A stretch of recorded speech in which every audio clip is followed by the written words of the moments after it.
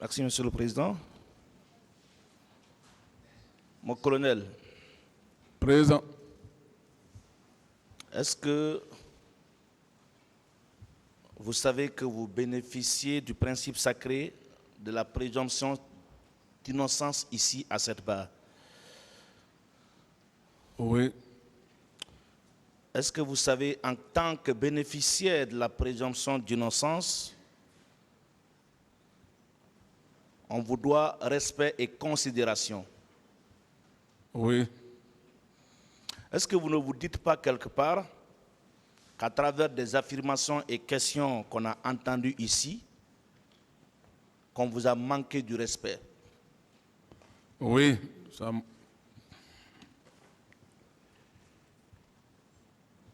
Est-ce que vous ne pensez pas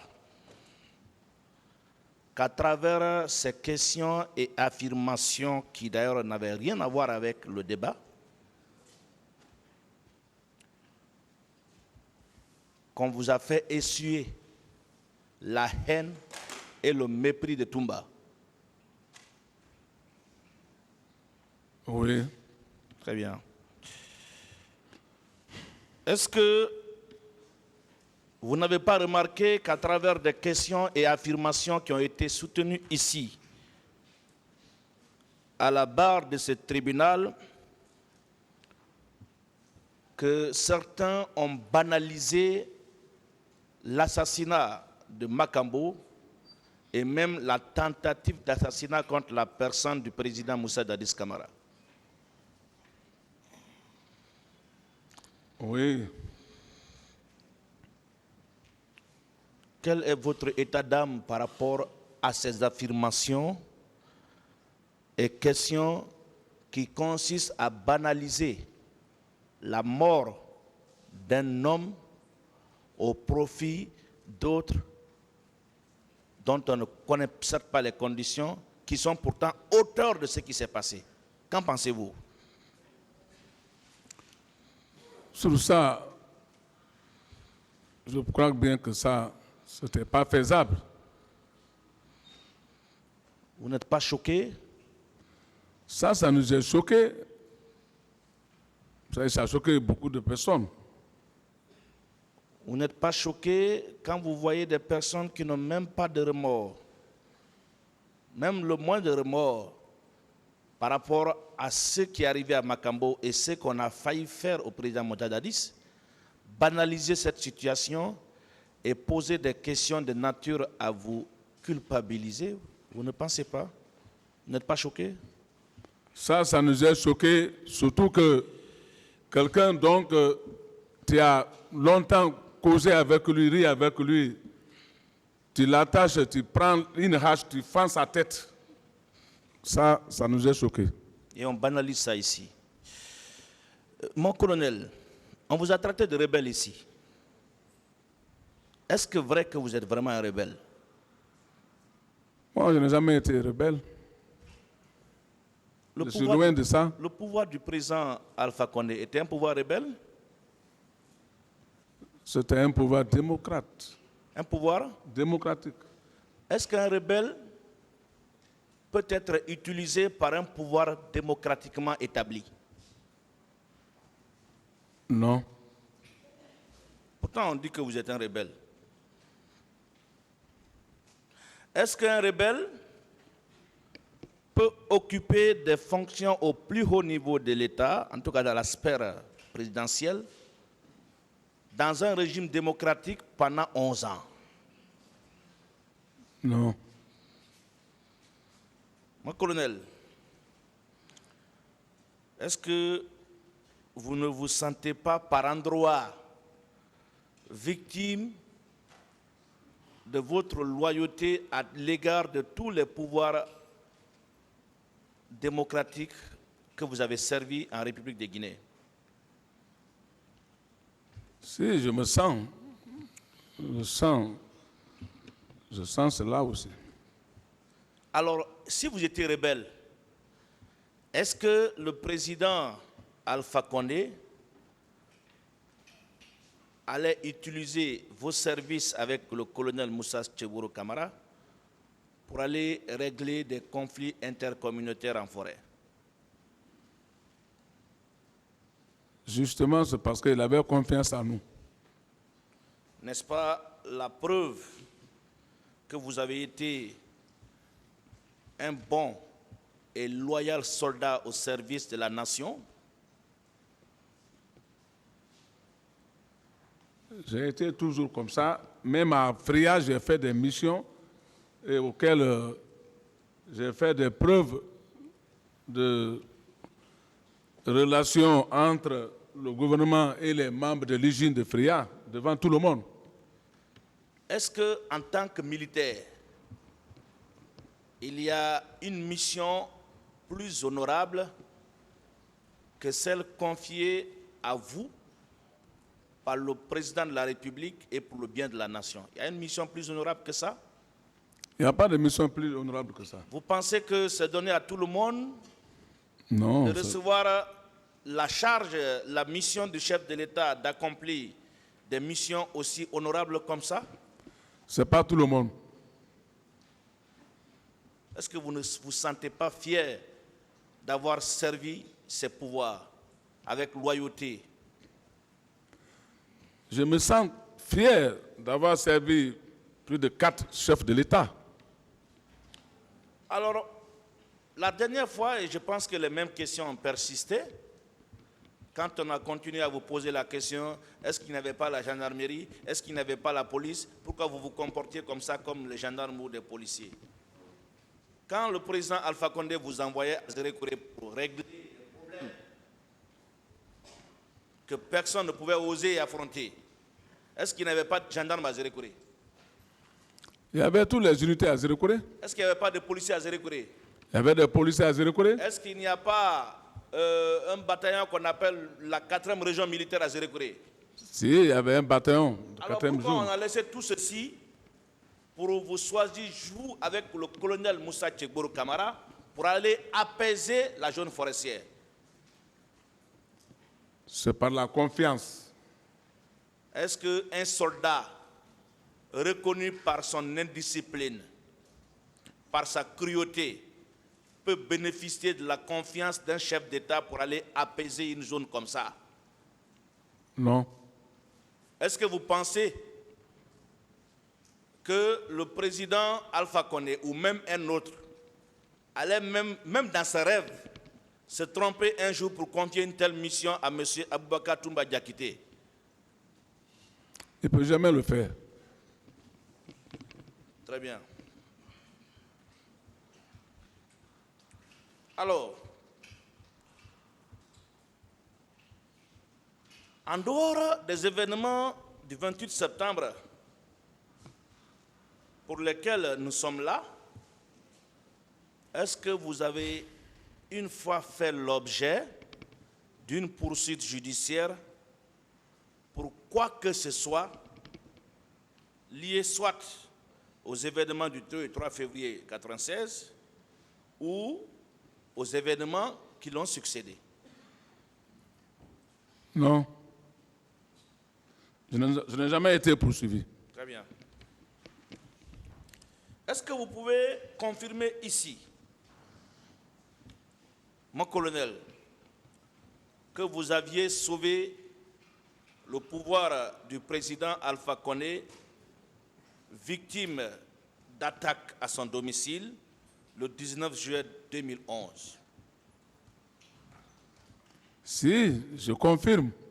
Si vous n'étiez pas un soldat modèle, républicain, attaché à sa nation, est-ce que vous alliez sauver ce pouvoir? J'ai sauvé ce pouvoir et j'ai déchoué le coup et j'ai été médaillé avec une médaille d'honneur, de mérite. Est-ce que ça s'est donné à tout le monde? Non. N'est-ce pas, vous êtes fiers encore pour ça? Très fier de ça. Est-ce que pour ça, on ne doit pas vous respecter au moins, même si on ne vous aime pas? On doit me respecter. Très bien. Est-ce que vous vous souvenez de ce jour où vous aviez été accueillis dans la joie à Anko 5 par des femmes qui ont étalé leur pagne pour vous laisser passer. Vous vous souvenez? Bon, je ne me souviens pas de la date exacte, mais je me souviens, puisque Anko 5 et Bambeto, j'ai beaucoup donné de coups de main là-bas à la population. Est-ce on faisait ça pour vous parce que vous vous appelez Claude Pivy? Ou parce que vous portiez un grade à l'époque? Ou parce que vous êtes militaire?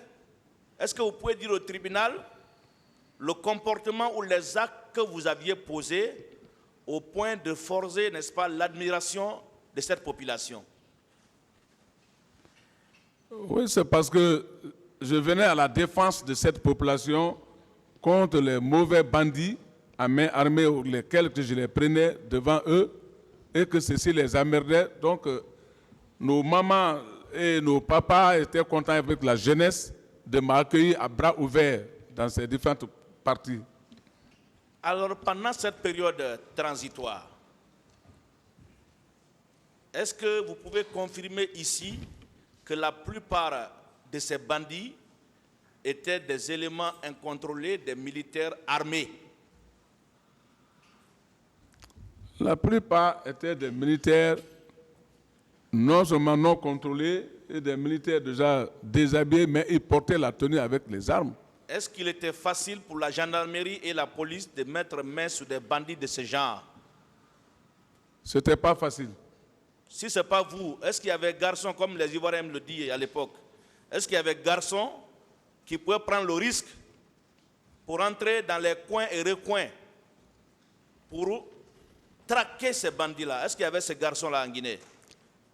C'est pour cela que j'ai dit que la population de certains quartiers sont témoins de mes actes de bravoure. Vous, au moins, vous aviez été applaudi, acclamé, honoré dans plusieurs zones de Conakry pour vos actes de bravoure, pour vos prouesses. Pendant ces 10 mois, 11 mois de pouvoir du président Moussa Dadis, est-ce que vous avez entendu un jour que Toumba a été accueilli dans la joie, dans un seul secteur ou dans une seule famille? Je n'ai jamais entendu ça. Ce n'est pas possible. Ce n'est pas possible parce qu'il ne fait pas la même chose que vous. Est-ce que vous savez que pour vos prouesses, vos bravoures, vous étiez connus déjà par le peuple de Guinée bien avant la prise du pouvoir le 22 décembre 2008. Très longtemps, j'étais déjà connu par la population guinéenne. Moi, je vous ai connu très jeune. Je n'étais même pas encore à l'université à Zérékoré. Est-ce que vous savez que dans ces conditions, il n'était pas possible pour vous de passer inaperçu? C'est-à-dire que ce n'était pas facile que vous passiez ici sans qu'on ne vous reconnaisse. Ce n'est pas facile. Partout que je passe, c'est la joie, c'est des réclamations et je suis vite découvert, je suis vite connu.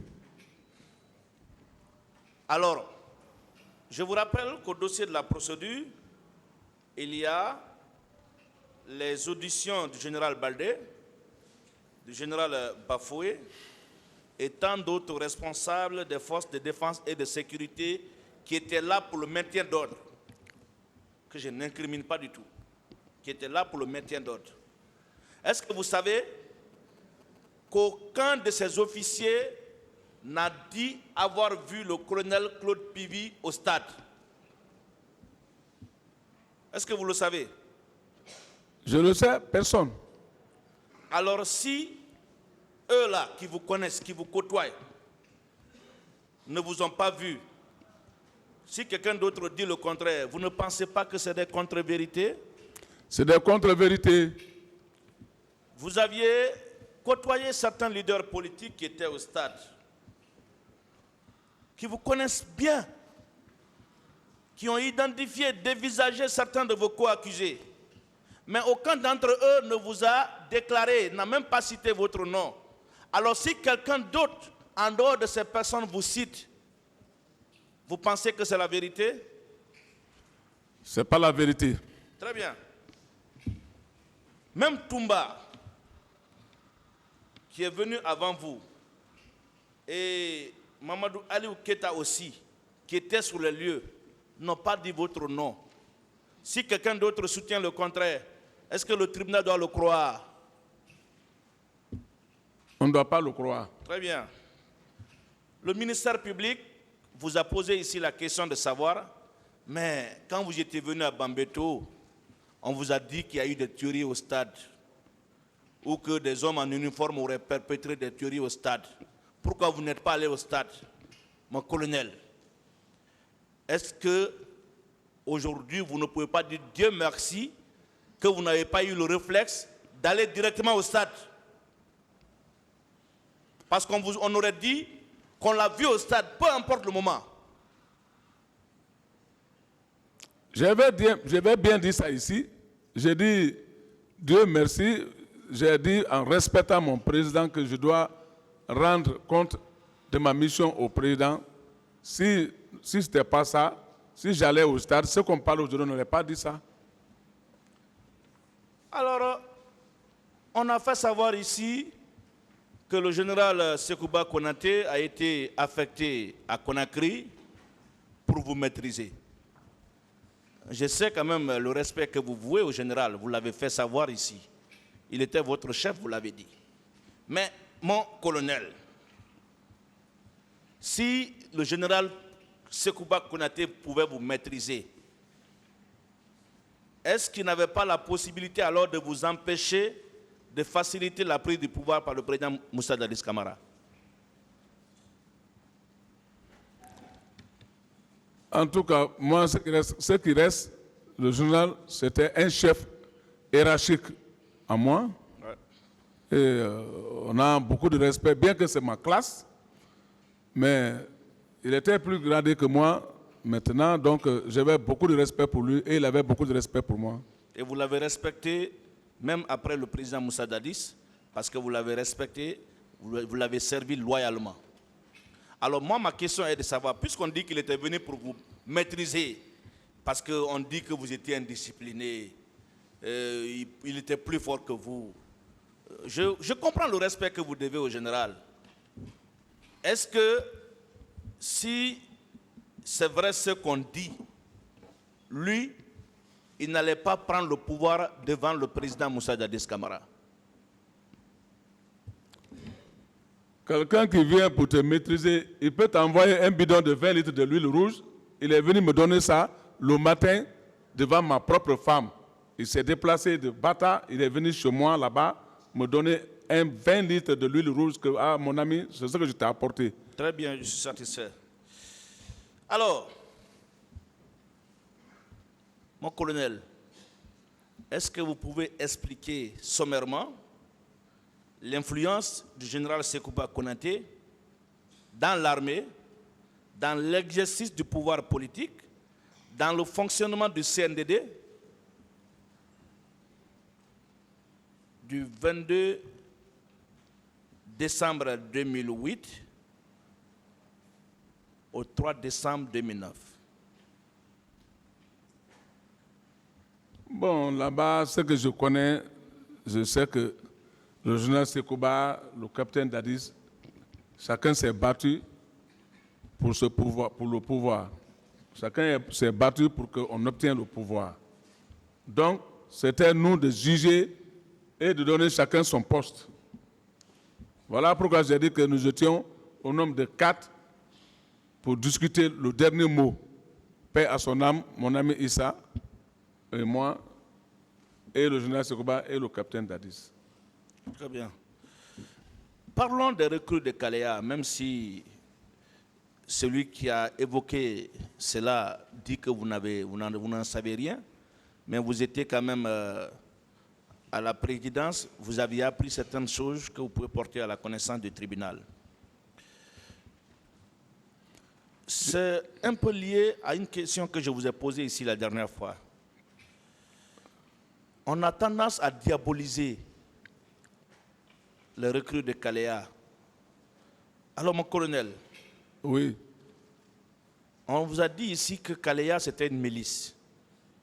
Kaleya, c'était des indésirables. Kaleya, c'était des criminels. Est-ce que on pouvait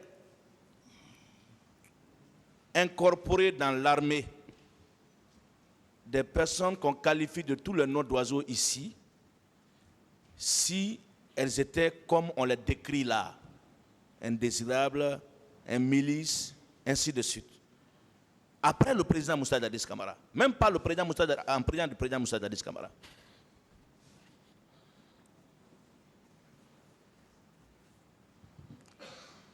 Bon, on ne peut pas les considérer comme milices. C'était des soldats, ce pas des miliciens. Est-ce qu'on peut incorporer des miliciens dans l'armée comme on l'a fait, comme on le prétend autant pour moi? Non, on ne peut pas incorporer les miliciens. Il n'y avait pas de miliciens dans l'armée. Est-ce que c'est le président Moussa Dadis qui les a incorporés dans l'armée en 2010 et en 2011? Non, ça c'est pendant la transition. Et ça c'était au temps du général Sekouba qu'on a intégré une partie et une partie là, ils ont laissé. Vous pensez que c'est fondé d'imputer à ces recrues-là la responsabilité de tout ce qu'on est en train de décrire ici? Non. Vous pensez que c'est normal de continuer d'en vouloir au président Moussa Dadis d'être le parrain de ces recrues? Non, ce n'est pas normal. Mais s'il était leur parrain, n'est-ce pas, tout allait finir à partir du 3 décembre. On n'allait plus jamais parler de recrues à partir du 3 décembre. Mais si ça continuait après, n'est-ce pas, c'était un recrutement officiel, piloté et coordonné par le ministère de la Défense. C'était bien coordonné par le ministre de la Défense. Puisque l'administration, c'est la continuité, les choses ont continué, n'est-ce pas? Bien. Très bien. Alors, est-ce que vous avez entendu parler d'une attaque à main armée qui a eu lieu au domicile privé du président Cellou Dalein Diallo? Non, je n'ai pas appris ça. Est-ce que vous n'avez pas appris que les hommes de Toumba ont été arrêtés et retenus dans les locaux des services spéciaux de Tchéboro pour être impliqués dans les histoires d'attaque à main armée? Si, j'avais appris ça. Est-ce que vous avez appris dans quelles conditions ces hommes ont été libérés? Si, on nous a expliqué ça. Qu'est-ce qu'on vous a expliqué? Paraît-il que ces hommes-là ont été libérés par le commandant Toumba et Degré. Et d'ailleurs, ce sont ces hommes-là qu'on a envoyés à Camp Koundara, auquel le président s'est levé pour aller faire la reproche à son aide de camp. Et ça tournait maintenant à la vinaigre. Voilà. N'est-ce pas la preuve que c'est lui qui commanditait ces attaques à main armée là? Bien sûr. Est-ce qu'on peut aller libérer une personne impliquée dans une histoire de main armée si on n'est pas de près ou de loin lié à ces faits? Si quelqu'un fait ça, c'est que tu es lié à ces faits. Très bien. Tout à l'heure, on vous posait une question par rapport à la commission d'enquête internationale. Mon talentueux confrère a rappelé ici les passages de ce rapport où il est clairement écrit que le commandant Toumba a empêché les membres de cette commission de rencontrer ces éléments.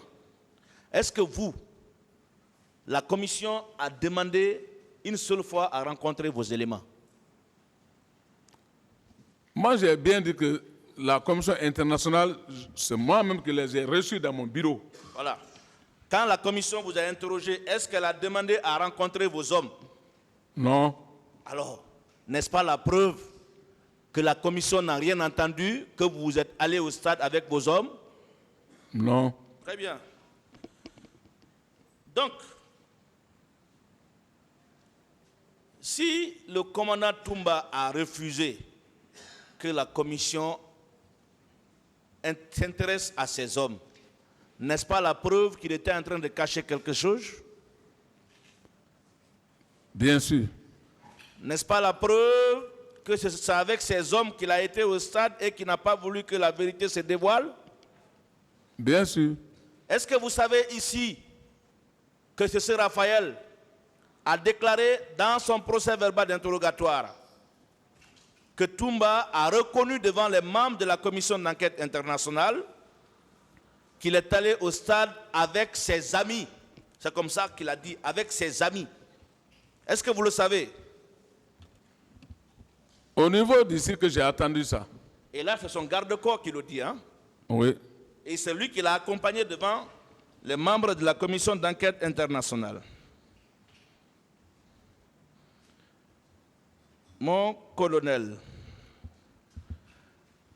est-ce que vous savez que c'est suite après ce refus de faciliter la tâche à la commission de rencontrer ces hommes que Makambo a commencé à les interpeller?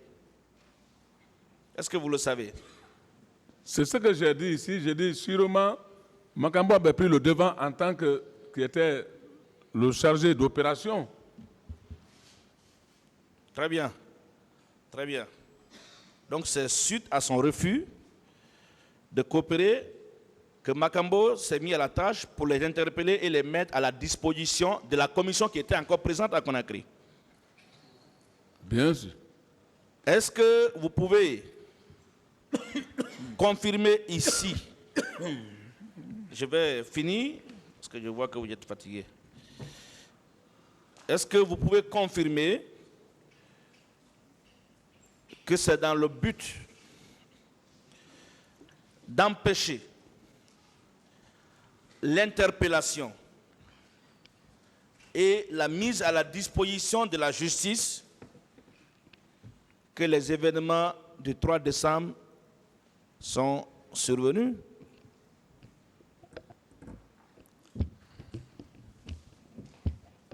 Bien sûr.